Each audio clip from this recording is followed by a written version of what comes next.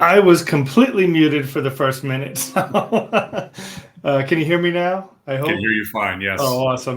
That's the third time I've done that. My dumb speaker. Anyway, my name is Lou Bernardi. I'm the host of Benefits with Friends. I'm really excited to be here today with my guest Tim Ott. Tim is the regional practice leader for Roundstone, and we'll get to Roundstone and Tim's story in a second. Um, I was saying, well, I probably should be muted. I talk way too much anyway. Uh, but yeah, it's actually kind of funny. But anyway, so yeah, so Tim, thank you so much for joining me today. Benefits with Friends is all about kind of sharing, helping to enhance the benefit knowledge of employers, benefit decision makers, their employees, patients. Anybody who's using employer sponsored health insurance really, in my opinion, has been kind of deliberately kept in the dark for far too long, and it's really taken its toll. Um, I've been doing a lot of research for a book that I'm writing, and it's really sad what managed care has done. I think something that had probably great intentions in the beginning, and as I entered my career back in the early '90s, I was writing indemnity plans in the early, first few years of my career, and the managed care came in, changed everything. Um, it had some great incentives because copays were so low, contributions were low, premiums were low, and that's the way to get to a new consumer. And the consumer said, "Hey, we like this. We don't want 250, $500,000 deductibles." They basically put every indemnity company out of business in pretty short order. But 25 years later, the master plan has come to fruition, and employers are hurting. The costs have gone through the roof, premiums, claims, everything. So anyway, so Tim is with a company called Roundstone. Roundstone, for you, those of you that don't know who they are, is essentially a group medical captive, and captives and stop loss, which is essentially what they do on a shared basis, are essential, especially for small employers that self-insure, because the risk of large claims are real. There's medications, there's certain types of conditions that can lead to really, really high claim spend, and that's where the stop loss comes in. So I'm gonna shut up for 2 seconds. I'm gonna let Tim introduce himself a little bit more, tell me a little bit about his background, and in his words, what Roundstone brings to the table. Well, thanks, Lou. Thanks. I appreciate you having me on today, and I genuinely appreciate what you're doing with just getting good education, good awareness out in the marketplace. That's so important today. A lot of folks aren't aware of options that are out there, and so look forward to talking a lot about those today with you. Roundstone, as you shared, we've actually been around since 2005, so this is our 17th year in business, and that kind of speaks to what we just alluded to. And what we have been doing for several years, and all of what we do is through our advisors like you, Lou, and so sometimes I get asked the question, well, gosh, how come I never heard about this? And I guess I would suggest perhaps one of the reasons is because your advisor hasn't made you aware of it, because it's been out there. It's been out there for quite a while. It's a very exciting solution, and it's one of I'm sure several solutions that may or may not be the best fit for you. Yeah, no, and you hit it right on the head, because I'm transparency is the word of the year. So I'll be very transparent. This is my 30th year doing this, and I tell people all the time, it's taken me 30 years to get 5 years experience, because the first 25 years of my career, I was an insurance broker. And insurance brokers sell insurance.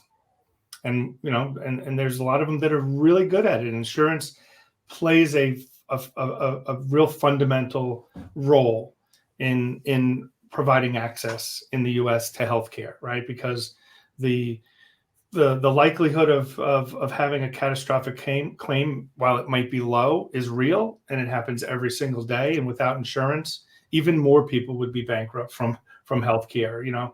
Unfortunately, healthcare is the number one cause of bankruptcy in the U.S. and 70% of the people that they fall into bankruptcy had insurance. So something's wrong.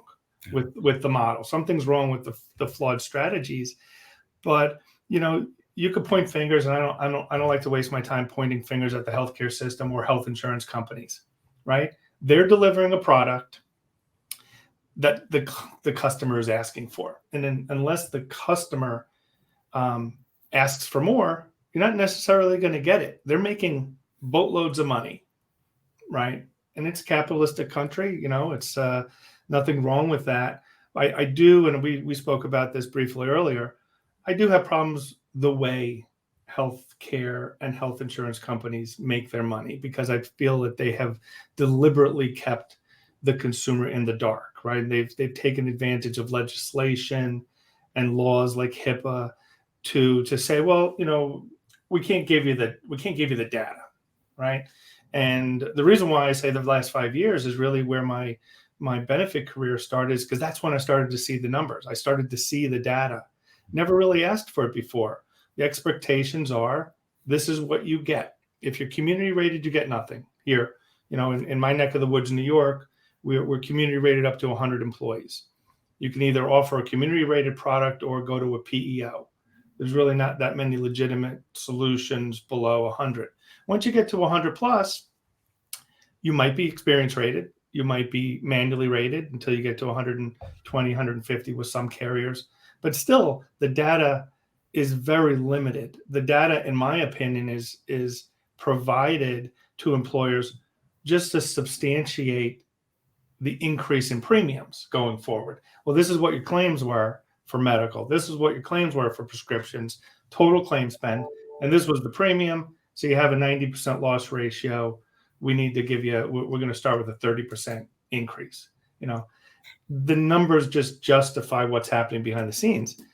But the numbers beyond that are really the important numbers, right? When you really dig deeper, you can see all of the hidden profits. You can see all of the artificial costs, and you're not going to be able to eliminate them or mitigate them unless you find independent partners like a Roundstone, like independent TPAs, independent pharmacy benefit managers that are willing to kind of open up their books and say, we're going to charge a fair amount, typically a per employee or per member per month fee, for the services that we're going to provide.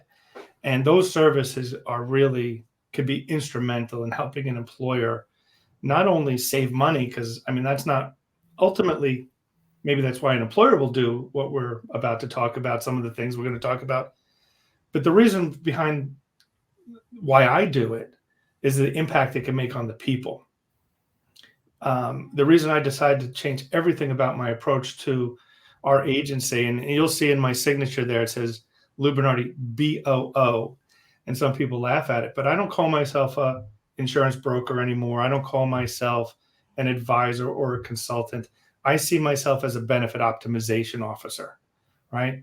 Somewhere, that within a company, within an employer model, you have CEOs, you have COOs, you have CFOs, you have HR directors, heads of people. There's so many different names for these roles. But what I believe is what companies are missing is someone who knows how to optimize benefits. Someone who knows how to get in there and pick apart a health plan, especially, because that's the biggest spend. The other benefits are crucial. You've got dental, vision, life insurance, disability insurance, so many different types of supplemental and voluntary plans. We could pay for some of those things 10 times over with the amount of money that we can help employers save on their healthcare spend.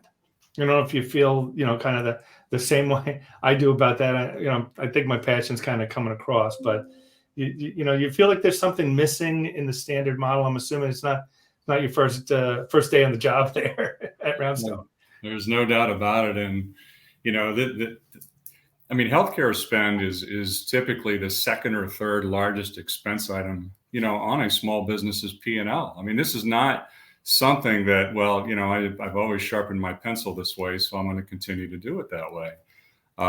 It's not, I play ball with, the guy or the gal that happens to take care of that for me. And, I've never really asked a lot of questions. This is a model, and Lou, you said it well.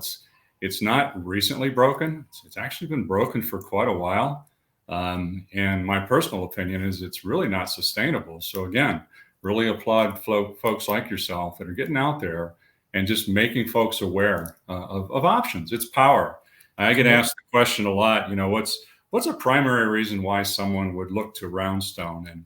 And if I had to single just one out, just for starters, I would say, you know what, they want to take control back. They want to take control back to that, very, very expensive, and it's climbing year after year after year. And many of you that might be listening, you know what we're talking about. But there are solutions, and there is power with information. Well, there's so many solutions, and I could tell you over the last 5 years, I've probably done about 1,000. If I had to guess, probably 1,000 calls with different vendors. Some of them many, many times, because you forget who you talk to, and it comes full circle. Some of them I'm like, this sounds very familiar, and you look at it and like, I've spoken to you 3 or 4 times. They're unbelievably impactful. And one of the things that they have in common, and I'm part of an organization, as you well know, called the Health Rosetta. I joined the Health Rosetta about 3 years ago, maybe a little bit longer than that. It was pre-pandemic. And to me, it's the stamp, it's the certification that comes with an approach to doing health plans differently, right? So notice I didn't say healthcare or health insurance. I look at them as health plans, right? We're not always buying insurance, right? We're looking at every client, every prospect individually, based on their demographics, the benchmarking them against competition, trying to figure out what is it that we can do for you to give you a product to give to your employees that's going to tell your employees how unbelievable you feel about them, right? Employers were offering health insurance way before the employer mandates of the Affordable Care Act. Many of them probably didn't realize it wasn't mandated. They did it. It kind of dates back to, I think it was during World War II, actually, and it's part of the book on my research I did it, they put a freeze. I think it was President Roosevelt put a freeze on wages during World War II because there was such a short supply of workers. The companies started increasing pay, and that was presenting a problem. It was creating inflation because people were making a lot more money. So they said you can't raise wages. They actually froze wages. So companies started looking at it and saying, hey, what else can we give them that's maybe another form of compensation? And health insurance was that thing, and it really kind of all started there. And boy, has that cost increased in the last 70 years or so. So I want to talk about the stop loss for a second. Right, I'm going to put this banner up here. Right, so maybe in your words, because you're the expert, I'm not really. What is stop loss?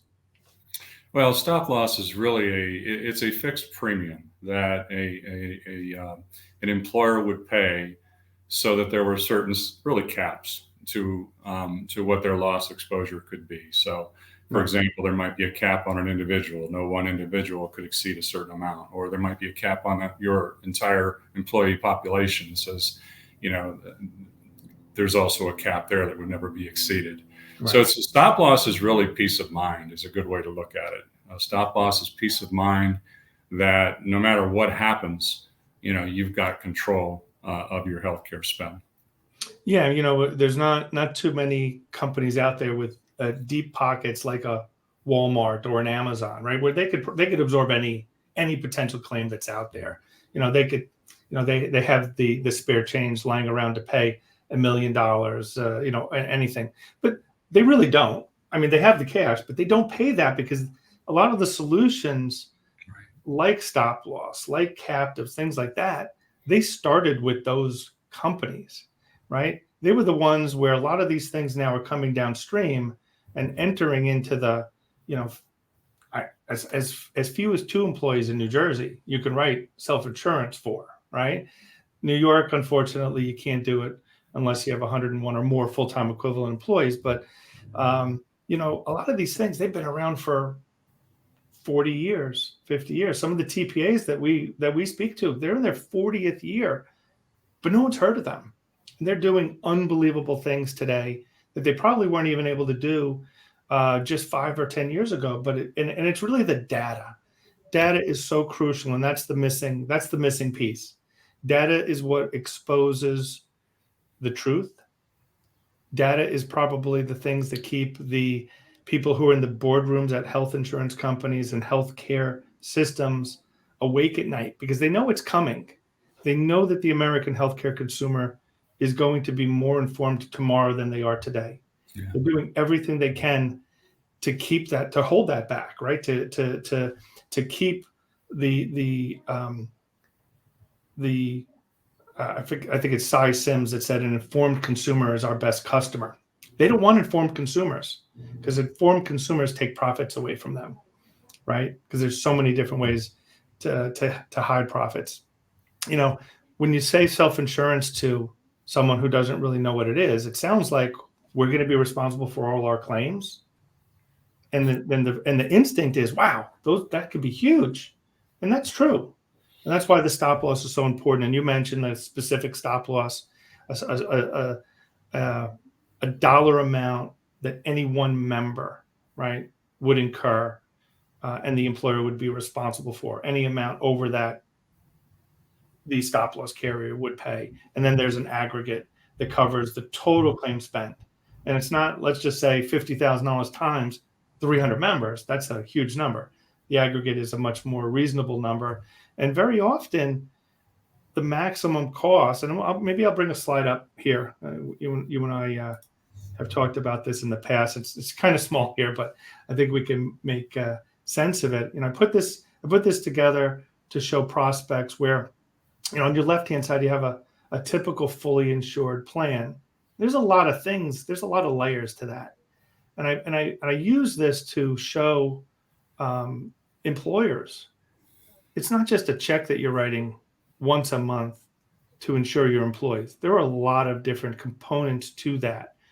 Probably the most important component to it is the expected claims, right? Because that's the building block of the whole thing. I probably should put it at the bottom, because that's where everything comes from.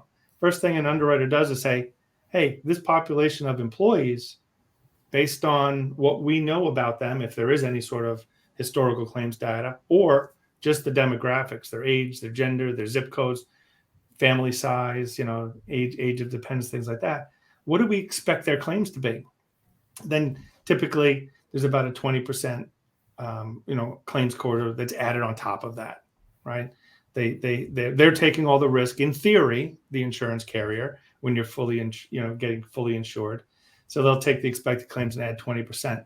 But then you have premium taxes, you have mandated benefits. They could be state or federal mandated benefits. Then you have the risk pool, which is, I like to say that claims corridor is a little bit of a misleading thing, because the client is actually paying into a risk pool. If you're a large group, and if you're a small group, it's just, you can't see what the numbers are, to protect that health insurer who has deeper pockets than Amazon, probably, or equally as deep.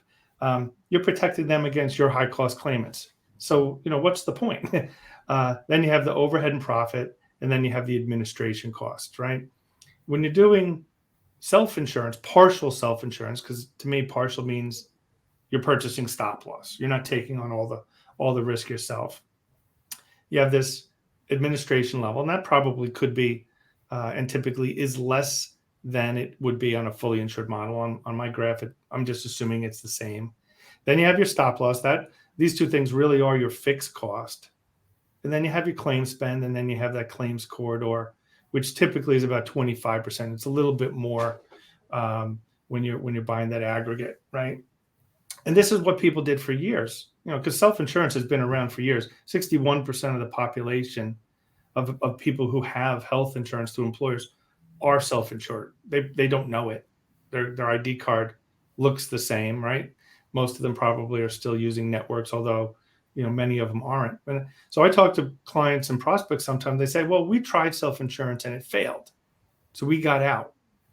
I said, well, did you do it with an insurance carrier? And they say, typically, yeah, because that's what they know. That's what their insurance broker brought them to. They were with Aetna. They went to Aetna. They were with United. They went to UMR. But the claim spend blew up on them. And I said, well, that's because you didn't have any cost control. You didn't have anything to mitigate the claims. And you didn't have any way of eliminating all those artificial prices that, in my opinion, are coordinated between the healthcare system and the insurance company. So then it kind of gets me to slide 2 here. The fully insured slide doesn't change at all. But one of the things that you mentioned is all these cost containment solutions, right? So cost containment doesn't mean we're paying less.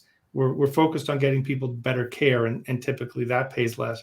We're focused on eliminating things like rebates and spread pricing on pharmacy, which right off the bat could save just about every employer 20 to 50%. We had one analysis that showed about a 53% excess spend in their pharmacy because of rebates and things like that. And on the medical side, when you start getting people to the best doctors, you eliminate a lot of wasted care, a lot of wasted procedures, a lot of wasted extra costs because things weren't done properly the first time. And then there's also, if you're using the right stop loss carrier that understands what you're doing, you could lower your stop loss premium. Right? So I don't know if you have any comments about this slide. Does it make sense to you? No, I love where you're going with it. And really just, you're talking about a progression, I mean, where were we? What's been out there? What's evolved? And, excited to talk about what's evolving. Yeah. And when you get to the next slide, this is kind of, in my mind, and I'll use your expertise here, this red area here, potential stop loss savings. And that's where we're doing everything that we're doing with a more traditional independent model with stop loss. But stop loss is still insurance. You're buying insurance. The stop loss carrier is assessing the risk. You're paying them money to absorb that risk, both on a specific and an aggregate basis. And they keep the excess, right? And maybe rightly so. But there is a potential where they don't, and you pay less for stop loss. And that in my mind is what the medical stop loss. So I'm gonna bring up I'm gonna take this slide off. I want to focus more on that. So medical stop loss captive. If you could explain to the listeners what that is. Absolutely. And Lou, you mentioned a stat. You said that 61% of America's workers are already self-insured, and many don't even know it. Right. That's an important stat because the majority of Americans are already on some sort of a self-insured plan. 98% of Fortune 500 companies are self-insured. And so to answer your question, Lou, I would start by saying that what Roundstone and the captive solution is aiming to do is to say, well, why is it that the Fortune 500 companies can take advantage of all of the really advantages of having a self-insured health plan, and middle market and small employer America has been left out? So what Roundstone has done is we have designed a health plan. And again, this is something that's not brand new. We've been doing it for quite a while. And there's a number of other companies out there across the country that do something similar. But we've designed a plan that now allows you to get the advantages of self-funding, talking about things like transparency, as Lou alluded to, and really understanding, what is going on inside my group? Why can't I have information about how my group is performing? And we'll talk a little bit more about that in just a moment. But also cost control. Why is it that, once a year I get a one-time snapshot of what my cost is going to be? I mean, what if I had information and support to be able to drive down those costs during the year, right? To notice trends that might be developing within my company. Maybe there's some sort of a diabetes trend, or maybe folks are abusing the ER. It could be a pharmacy issue, it could be anything, right? And part of what Roundstone brings to the table and partners with folks like Lou is together we place eyes on claims as they come in. We identify trends, we compare them to benchmark, and perhaps most importantly, we're able to recommend vetted solutions with quality vendor partners that we receive absolutely no revenue from. We simply make recommendations saying, Lou, we noticed with company ABC that here's a particular trend that was it's a little alarming, and we have a solution. Here's a recommendation. Here's a vendor that we've already vetted. Here's a potential cost, and here's a projected ROI. And that empowers then Lou to be able to meet with you, the employer, and explore that possibility. We didn't wait till renewal and just have that aha moment. So there's a lot of volatility control. Our solution is built really to be a long-term solution. Lou often says something that I think is spot on. You have to think of health benefits differently. You have to think of it differently. I mean, when you really do, take control back of your healthcare spend. And first of all, one perception that I want to clear up. This isn't something that is going to create additional work for your HR folks. This isn't something that's going to create extra work for you as the employer. You're not going to have somebody in there who's going to be stroking checks for claims day after day after day. Okay. Right. I mean, this is all done for you. Okay. This is all done. It's done in some ways similar to what your current, perhaps fully insured plan does. I mean, there's administration that needs to be done to be able to efficiently make your plan work. But to Lou's point, we vet out and identify some real quality administrative partners that do all that work for you. So at the end of the day, just to finish answering your question, what that allows us to do at Roundstone then is there's a lot of levers, as I like to call them, and bottom line, there are opportunities where we can return some money to you, the employer. We don't keep the profits. So for example, stop loss premium. We have, and we'll get to an illustration here in just a second that'll give you a visual, but a good portion of the stop loss premium, if not used, we return that to you, the employer. It's not administrative credit. It's a check. And, we get a lot of laughter and jokes and questions. Well, do I have to spend this on anything? No, it's your money, right? It's your money. You can, go out and have a good time on the house tonight if you want, or you can invest anywhere you want. It's your money. So I was talking about horses earlier when we were on the phone. I'm thinking, take that check, go right to the racetrack, put it on the 7 horse in the 7th race. You cannot lose now. That was that red area, right? So that distribution, that potential, it's not guaranteed, right? You talked about data. You talked about employers and kind of mind frame, right? The mindset of the employer. When you start talking to, I like to call them benefit decision makers. Typically, it's the HR director or someone in that kind of role. When you're talking about a company with 100 or more people, there's usually someone who oversees an HR department. Mm-hmm. I think far too seldom do you have an owner or a CEO or COO or CFO in that meeting anymore. And that's something also that I kind of address in my book, is that because there was no data, because there were no numbers to crunch, it didn't make sense for the financial minds of organizations to spend the time that they used to have to spend to help the company make a benefit, strategy decision, right? They're focused on other cost centers, even though, as you mentioned, this is the second or third biggest expense. Mm-hmm. They were conditioned to think there's nothing we can do about it. Medical costs just go up 5 to 10% every single year. And our costs are erratic. You never know when a preemie baby might come up, or someone with some sort of really serious illness that's going to be in the hundreds of thousands of dollars. And I've seen claims like that, right? And it scares someone to think, oh my God, we're going to be paying that ourselves. And they're not. I'm not working with Walmart or Amazon, so I don't have anybody with unlimited pocketbooks. But you talked about data, and I wanted to share something with you. I'm looking at my other screen because we have a great client that we've had the fortune to work with for about the last 5 years or so, and they're self-insured. And we just transitioned them over to an independent TPA, independent pharmacy benefit manager. And we know already we're going to have some amazing results. Doesn't mean we can compare last year to this year necessarily, because we don't know what's going to happen with the population. But we're only yesterday I got an email from the case management company. And it's something that people aren't really aware of. A lot of employers don't realize, well, what's case management?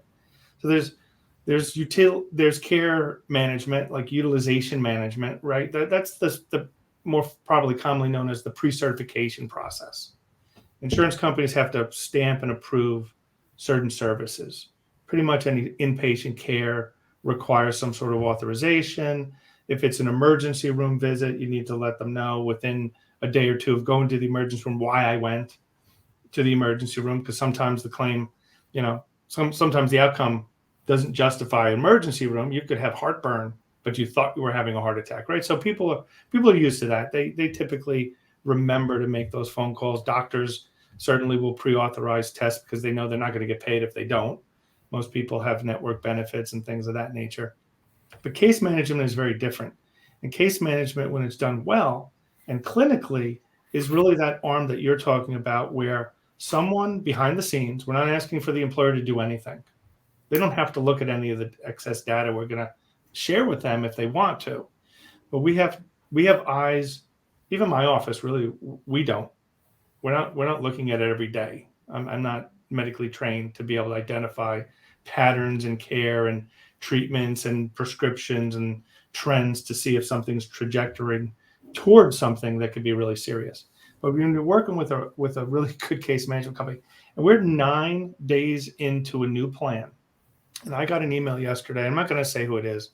I don't like to call out companies, even if it's something that they deserve to be called out. But this is a certified care specialist who already 8 days into the policy year has identified pockets within the population of our client that no one was looking at before when they were with the insurance carrier, BUCA model. Different conditions, percentages of the population that they'd like to talk to, that they'd like get a nurse connected with this member and let them know that we've got your back and we can help educate you. We can help, share information with you.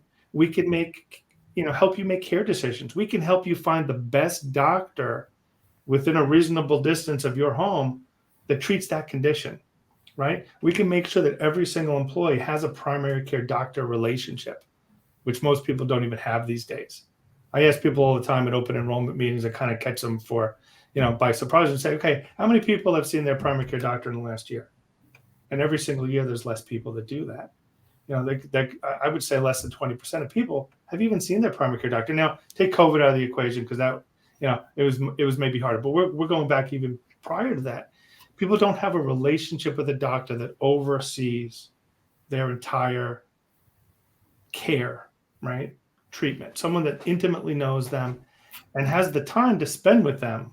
Don't even get me on that topic, because managed care is basically created doctors that are fast food restaurants, right? They have to see a patient every 7 minutes. You cannot properly diagnose someone, get to know them, understand what's going on with them personally, physically, mentally, and everything else. I just posted something earlier, maybe on LinkedIn. You could take the best chef in the world and put him at McDonald's, and you're going to get a Big Mac. When you take the creativity, when you take the time away for someone who's an artist, and doctors, they want to be doctors. They want to care for people, and they should be compensated fairly for doing that, right? And that's another discussion. But you're going to get a Big Mac. I don't know if Guy Fieri's he's the one that comes to mind. I don't know if he's the greatest. He's not the greatest in the world, but I'm sure he's very entertaining. I'm sure he's a great cook. If he worked at McDonald's and you give him 2 minutes to make a hamburger, that's got to be out that window. Otherwise, you're going to have an irate customer. It's going to be a Big Mac. Lou, would that be true if me, who might be the worst chef in the world, worked at McDonald's? You would make a good Big Mac. I would make I'm not taking anything away, but they've given you the ingredients. They've given you the setup. They've given you the microwave. Maybe Burger King uses a broiler. I don't know. My impression is that they flame broil their burgers, but McDonald's fries are better, so I go to McDonald's. Not very often, but I probably should go less often. But that's what you're going to get. And that's what managed care has created, right? They don't want people getting treated at primary care doctors and staying there. The whole reason why the healthcare system has exploded in the last 25 years, and now there's no independent doctors, there's no independent facilities, there's no independent hospitals, is the value for the healthcare system of being able to have the gatekeeper and upsell everything. And that's what people don't see in the data. A few years ago, I was at a meeting with a TPA that works with really large employers, and they had a senior executive from GE, who's now retired there.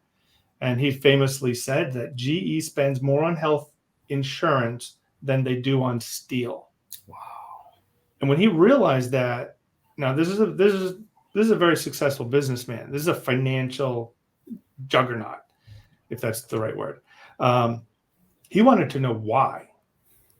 So he got, and I think, I could be wrong, but I think there are 200 or so HR professionals from the US, got them into a meeting, and I think it was in person, flew them somewhere. That's how important this was. Sat them down and says, why are we spending $300 for an MRI here and $4,000 for an MRI here? Why are we spending $1,800 for a colonoscopy here and the exact same zip code paying $5,000 for a colonoscopy, and going on and on and on? And no one knew the answer.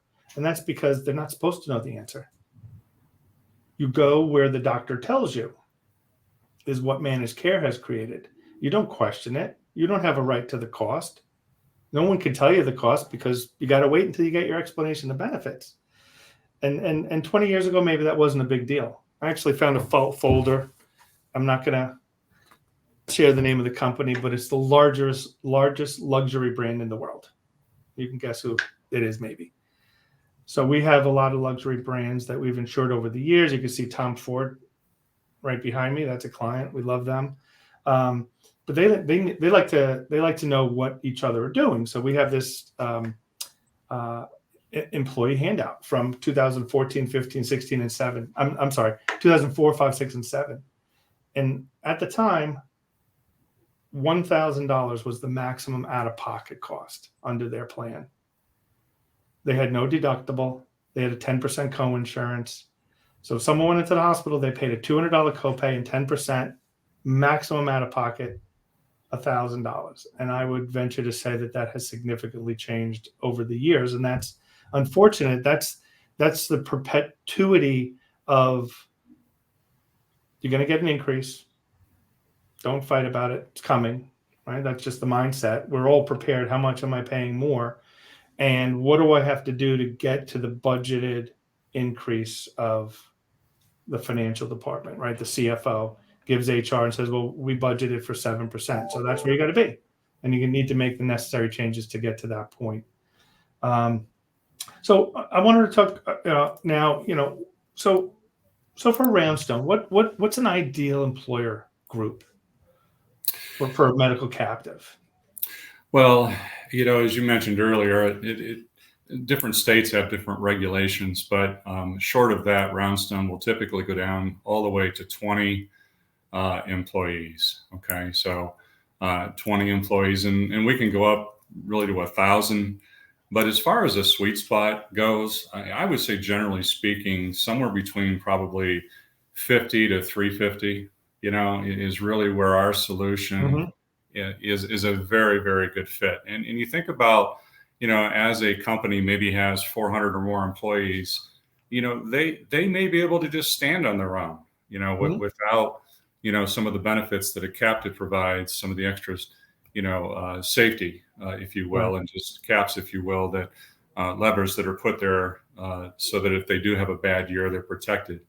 So really, I would say somewhere between probably 50 to 350 size for an employer is really where our sweet spot is. I would say that ballparking about 82% of all of our new business is actually replacing someone who used to be fully insured. They've just had it with what you referred to earlier, right? Not knowing what's going on, no transparency, the roller coaster ride increases every year. Why did my renewal start at 30% and magically came down to 12? Why didn't it start at 12? Nothing changed. And on and on and on. All the things that many of you employers who might be listening, hear year after year. So coming from fully insured, somewhere between 50 to 350, I would say is really in our wheelhouse. Yeah, so that's it's interesting because there's that shared risk mentality, right? Mm-hmm. We're in it together. There's got to be a common mindset. They have to have a healthy disdain for the status quo, right? Either they've hit a ceiling, right? They've hit a ceiling on, we can't make any more plan changes. I mean, I have a buddy who works for a large logistics company, and he has a $14,000 family deductible HSA plan. No, as far as I know, no employer contribution towards that. So he's other than preventative care, he's on the hook for the first $14,000, and he knows what I do for a living. So he asks me, where should I go? And I say, it's tough. It's tough, and I can't explain how his company, who has in the tens of thousands of employees, mm-hmm. why aren't they doing this? Mm-hmm. Why don't they see the value? And I'm sure that they do, but he's not getting guidance. Mm-hmm. He doesn't have, at least in a proactive way, he doesn't have a way to make sure that he's getting the appropriate level of care. There's no speed bumps for him. Mm-hmm. There's no positive incentives to say, hey, before you run to the emergency room, why don't you give us a call? Why don't you talk to a nurse navigator? Mm-hmm. Why don't you reach out to this person? Maybe there's an urgent care that you can go to. Maybe that's more appropriate. Maybe we can get you on the phone with a telemedicine doctor. Do you really need to go to the emergency room today? Right? Is it really an emergency? A lot of the times I just don't have a doctor. Mm-hmm. I don't have time to find one right now. But if you could help someone find one and even make the appointment for them for tomorrow, these things are possible with a lot of the partners that we can work with. So I wanted to talk about that distribution for a second. You and I, when we met recently in my office here in Woodbury, you brought up the fact that every employer, if they're self-insured, fully insured, whatever the case might be, 1 out of every 5 years statistically, they could probably expect to have, especially if they're, let's say, 100 to 500 person company, they're going to have a large claimant. It's going to happen. And it's getting easier and easier to happen these days because of the cost of specialty medications. You could be not perfectly healthy, but you could be a relatively healthy person that needs a medication that artificially costs $20,000 a month. There's some very well-known medications that are on TV every single day that monopolize all the commercials. Yeah. That are $5,000, $10,000, $15,000, and even $20,000. They really aren't, by the way. You and I know that. They're really about half that and even less.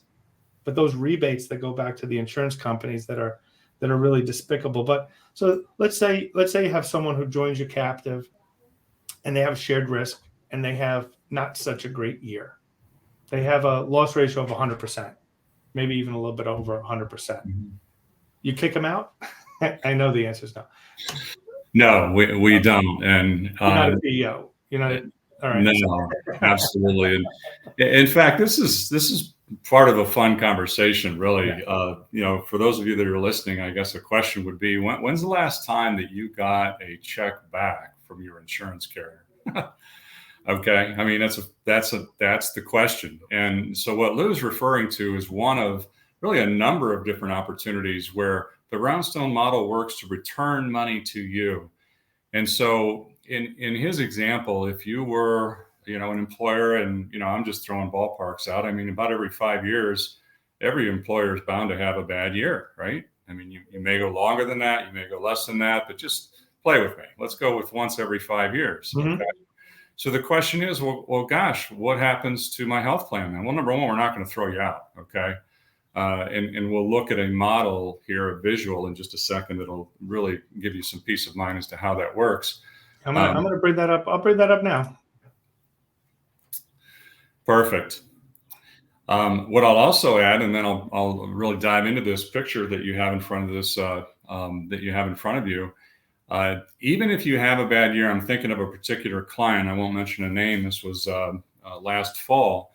They were coming up on renewal. They had a terrible year. They had a terrible year. And their question to their advisor is, oh my gosh, I mean, obviously I'm not going to get my distribution this year.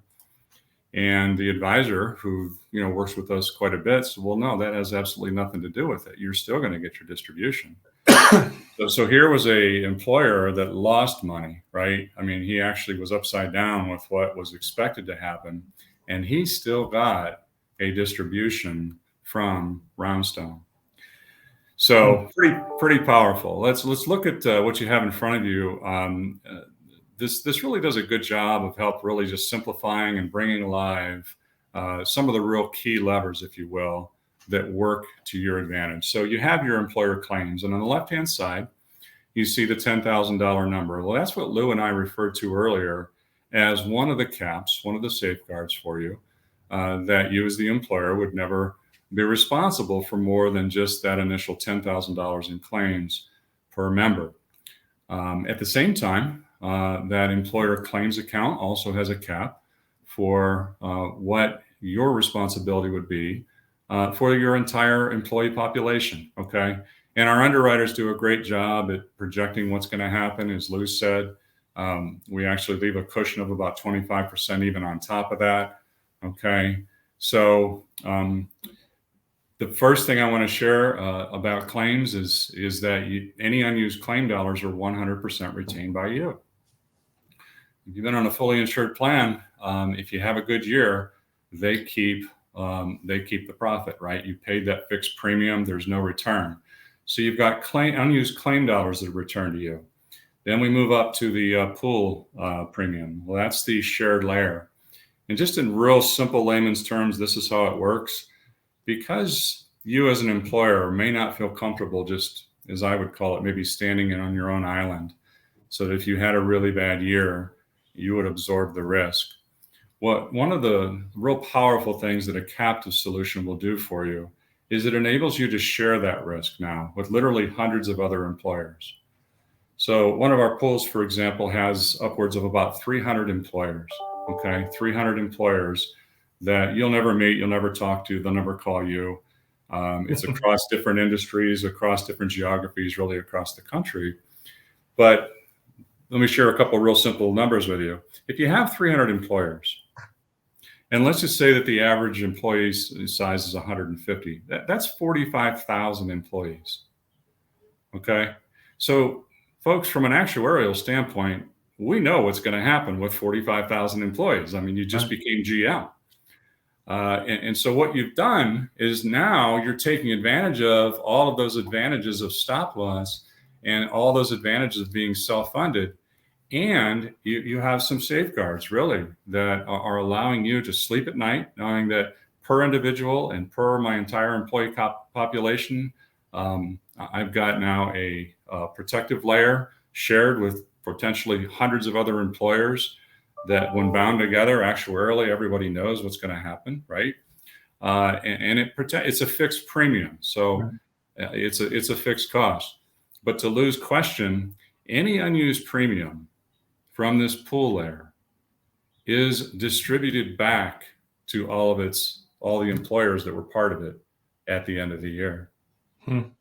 Okay. And, just ballparking, in recent years, we've had distributions in the 17% range, 17% or whatever that stop loss premium is there. Over the years, we average about 9.2%. But year in and year out, we're seeing consistent distributions, a return of premium back to you, the employer, for premium placed in that layer. So you're getting your unused claim dollars back. You're getting pool premium returned to you. As Lou alluded to earlier, you're getting now rebates, if set up properly, from your pharmacy spend. Just ballparking, you could be looking at about 7 to 12% of your gross pharmacy spend. You could be getting back now in rebates. That goes back to you. So all of a sudden, you're starting to like to go get the mail, right? I mean, there could be good news coming to you in the mail. And just to finish this illustration on top, you look at the top, that's your reinsurance. That's really just your umbrella. You see it starts at 500,000, you see on the left-hand side. That's really your umbrella that just, again, is going to protect you and your group in the event that there's, just catastrophic loss. Right. I liked your analogy of the 45,000 because you think about. I bring up baseball a lot, and I loved coaching baseball. I don't watch a lot of it, but you think about batting averages, right? If you look at an individual player, well, they can go into a slump. They could be batting 100. They could have an unbelievable year. They could bat, well, no one's batted 400 in quite some time, but at different parts of the season, they could fluctuate dramatically. But if you look at baseball as a whole over the last 20 years, the cumulative batting average of a league only varies by about 10 points, right? Let's just say it's 265. So in a great year as a league, 275. Bad year, 255, right? Numbers don't lie, and the law of large numbers always prevails. I mean, with the exception of catastrophic events, right? COVID-19, obviously being something significant. And I'm sure if we look at numbers, some of the numbers are great. Overall healthcare spend probably dipped during COVID-19 because all of the unemergent or non-emergent care or non-emergency care just wasn't performed, right? They just shut it down. Couldn't even go into a doctor's office unless it was an emergency. Couldn't enter a hospital. So, things like that don't come around, and knock on wood, let's hope they don't come around anytime soon again. But, that's really what we're talking about here is taking advantage of solutions like Roundstone that I think is an unbelievable solution, especially because when you mentioned it, what was the percentage of new clients that are coming out of the fully insured model? About 82%. 82%. And that makes perfect sense because these are employers that get very little access to information, right? And to stand on their own, they have to kind of bend over backwards a lot of times, with some exceptions, to get stop loss. But you've made it, so attractive to them. You've made it easier, and more importantly for me as a benefit optimization officer, you've allowed us and our clients to implement all of those solutions that are crucial, that result in savings, but more importantly, the goal is enhancing the care, eliminating barriers to care, identifying health risks, and helping those people, improve their situation, not just wait for them to become a big claim. And that's unfortunately what ends up happening under the traditional model, because insurance companies don't see it as their role to provide meaningful information and resources to their members. They just won't do it. I've asked insurance companies, well, why can't you direct someone? Why would you let someone have a transplant by a doctor that's done 2 of them? Why would you even let that happen? Why would you let them have it at this hospital that's in the 30th percentile? Why not insist or encourage them very strongly, or just share the information? No one in their right mind is going to that hospital where no one's walked out of the emergency room that's had a transplant there. Why not share with them? People are smart. They just want information that there's a hospital 50-minute drive from their home that has significantly better results. Why not share with them that doctor, while they're a great orthopedic surgeon, is a shoulder specialist and does very few knees, but there's another doctor within that exact same practice that can do a knee and is going to do it better than 94% of his peers. It just doesn't make any sense to me. And it just emphasizes the fact that it's about profits. It's not about people. And we want to put people before profits. When you do that, the profits come. to the employer and to the employees, right? And that's really what it's, again, bottom line is someone should be reaping the rewards, and it should be the customer. It should be the employers, and it should be their employees that they covet. And I really do believe, we have great clients. We're very fortunate over the last 30 years to work with just some amazing people that truly care about their people. And I think that's why our message resonates with them. And that's who we're trying to work with. Someone who's just purely motivated by profit. I mean, that's fine, but it doesn't really get to the heart of what we're trying to do, which is take care of people. I think when you were here in my office, I shared with you that, 5 years ago when I changed the trajectory of my career and I really reflected on the past 25 years, I always felt good about going into open enrollment meetings because I sold insurance and I got that 20% increase down to single digits almost every single time, right? Now seeing the numbers, I understand why it was so easy because of all the hidden profits, but that's besides the point. But I realized that I was always delivering bad news anyway. I was always delivering, well, more is going to come out of your paycheck. But don't worry, we made very little plan changes. Your copays are staying the same, or they're going up, but they're only going up $5 or $10. Well, $5 or $10 to a lot of people is a lot of money. Mm-hmm. If you have, 6 prescriptions a month and we've just raised it $10 or $15, we're getting close to $100 for that person. That's a lot of money. And I realized that while I felt like Captain America, and I have my little, you're in for a treat because I have my little Captain America. Oh no. Glasses here, right? That's the way I felt. I always felt great. I had done a great job. I negotiated. I was master negotiator. We had insurance carriers jumping through hoops. But when I walked into open enrollment and get ready for this one, this is what they really saw every single time. I was the Grim Reaper. I really was, and I realized that, and I said, "There's got to be a better way." And once I saw the numbers, I knew that this was what I was going to spend the rest of my career doing, and hopefully there's a number of years left. But we're really helping people at the end of the day, and those people include the benefit decision makers. Because I truly believe if they knew there was a better way to do it, if they knew that it was not going to be disruptive, if they knew the impact that it could make on their people and as a result on their business, they would take the extra time to learn this. They've just been conditioned to think that there's nothing that we can do about it. It's as inevitable as death and taxes. And it's not. It just simply isn't. And we have clients that, we'll have them on a future show, I'm sure. They will tell people their costs have not changed in 5 or 6 years. Some of their claims have gone up and down, but their overall cost, and that's because those outlier claimants that everybody fears are really the easiest ones to work on. There's solutions out there. You and I talked about it: diabetes, musculoskeletal, cancer.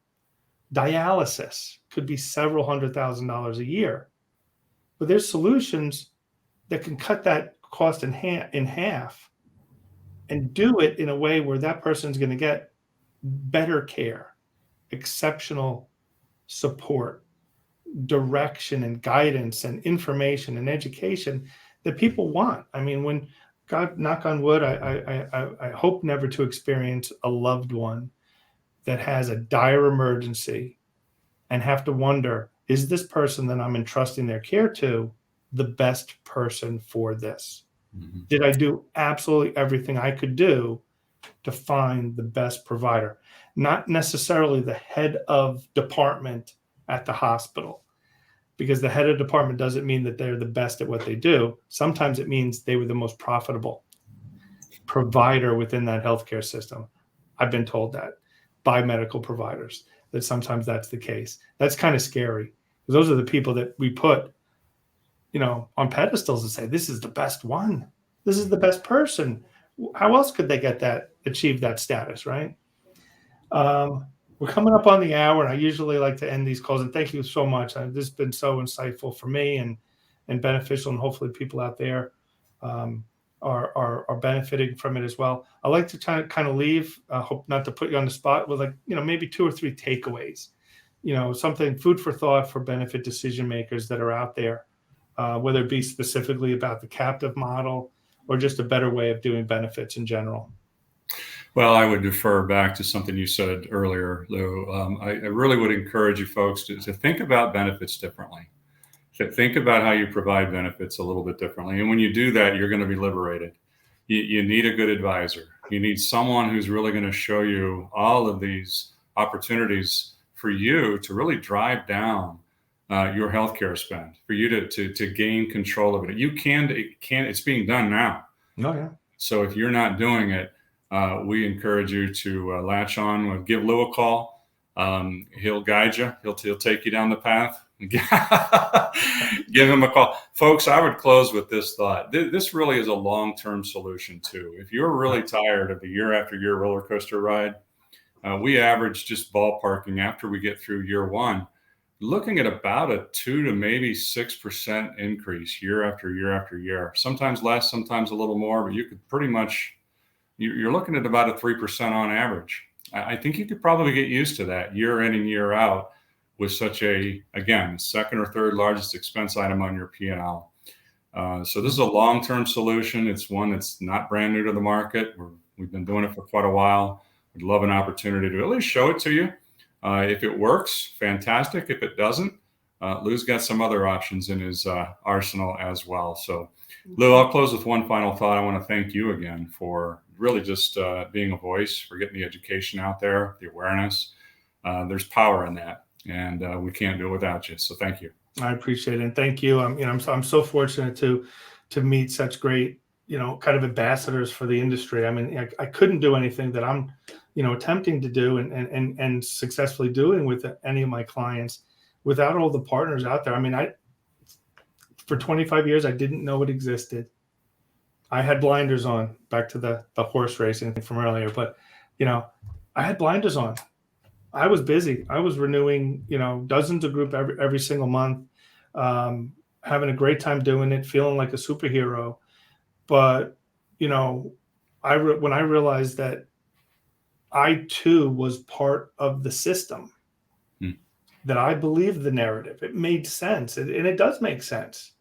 I don't fault people for not understanding that there's an entirely different world of healthcare and health insurance out there, and it's not risky. It is what it should be.